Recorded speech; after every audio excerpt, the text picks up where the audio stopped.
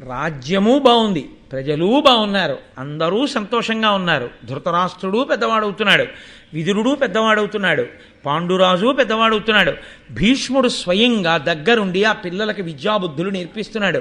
చక్కగా వాళ్ళు మంచి శీలం పొంది ఉండాలనేటటువంటి కోరికతోనే వాళ్ళని యోగ్యులుగా తయారు చేస్తున్నాడు. అయితే పాత్ర తాను ఒకటి ఉంటుంది, ఎంత మంచివాడు చెప్పినా పుచ్చుకోవడానికి నువ్వు ఒకటి సిద్ధంగా ఉంటే నువ్వు తలకెక్కేది. అది లేనప్పుడు ఎవడు చెప్తే మాత్రం ఏం ప్రయోజనం? అసలు విత్తనమే బండరాతి మీద ఉంటే ఎన్ని వర్షాలు పడితే అది మొలకెత్తుంది?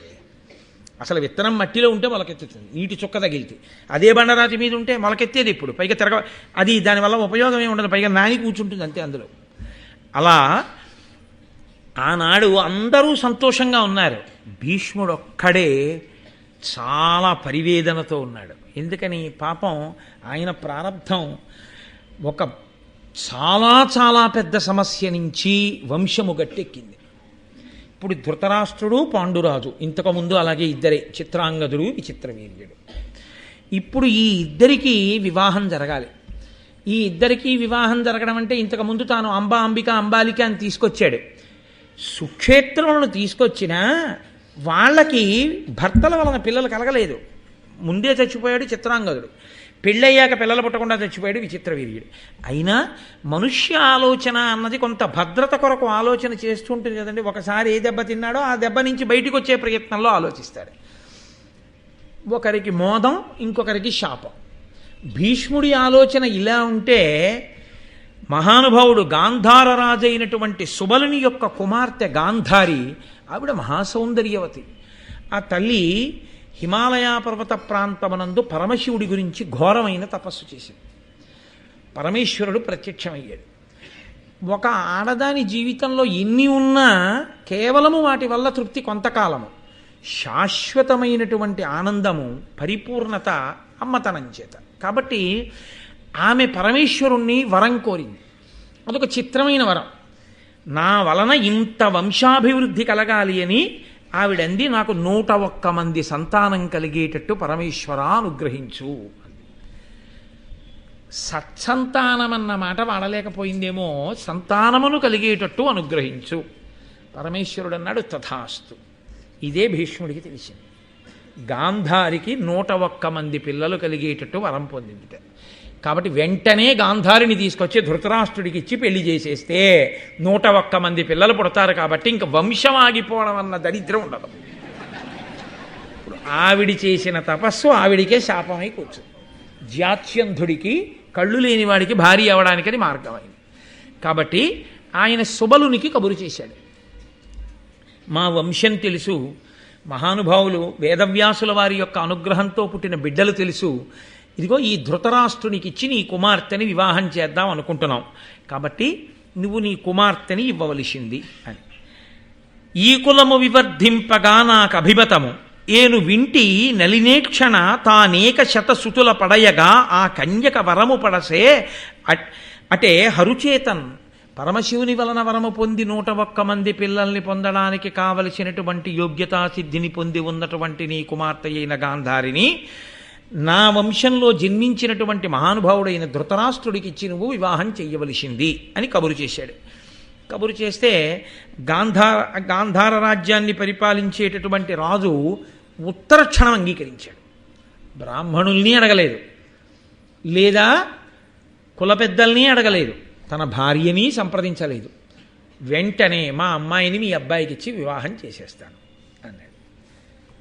అలా అంటే ఎంత గొప్పవాడైనా కానివ్వండి, ధృతరాష్ట్రుడు 1000 ఏనుగుల బలమే కలవాడు కానివ్వండి, పుట్టుక చేత కన్నులు లేనివాడు కదా.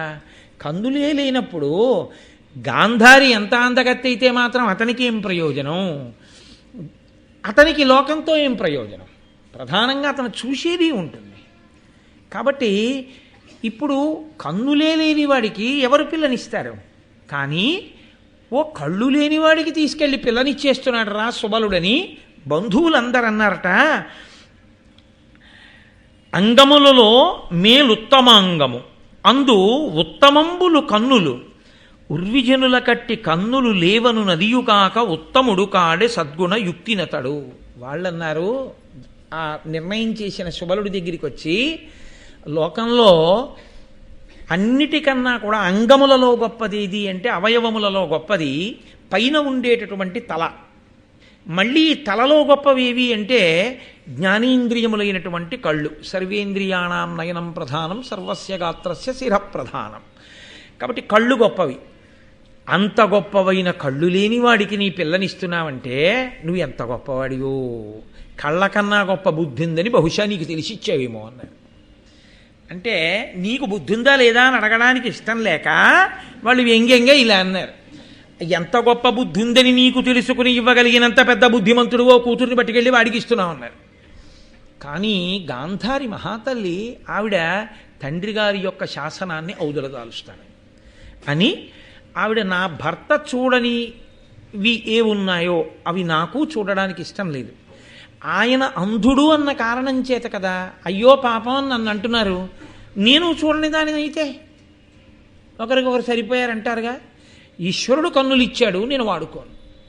నా భర్త అయ్యో పాపం అని నన్ను చూసినప్పుడల్లా మా ఆయన అంధత్వం గుర్తు రాకూడదు జనానికి.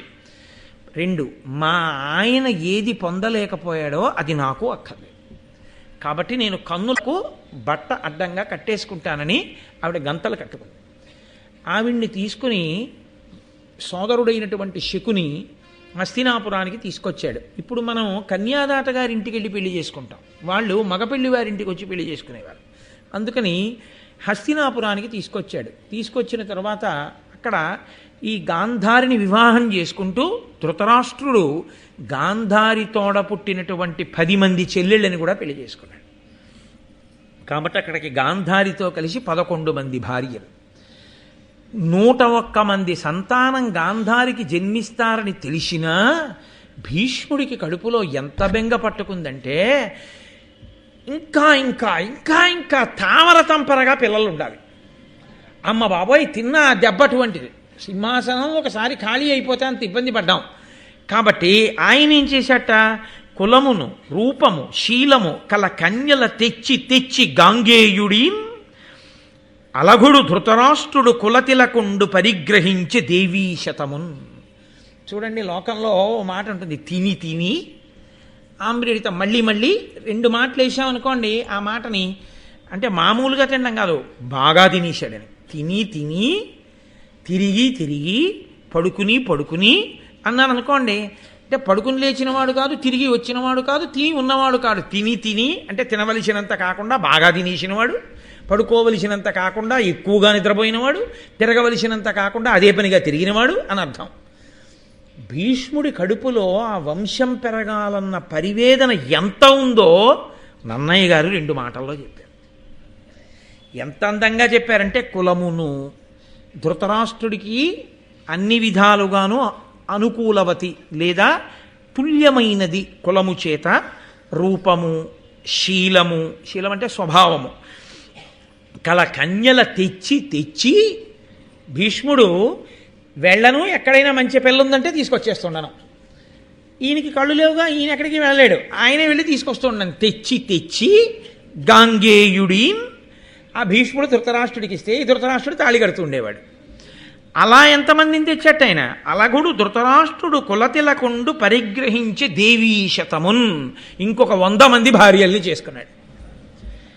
ఇప్పుడు గాంధారి ఒకతే, గాంధారి యొక్క చెల్లెళ్ళు 10 మంది, భీష్ముడు తెచ్చిన వాళ్ళు 100. సంఖ్యాశాస్త్రం సంస్కృతి పాత్రం అనుకున్నాడేమో, 111 మంది భార్యలు తోటి ధృతరాష్ట్రుడు సంతోషంగా ఉన్నాడు.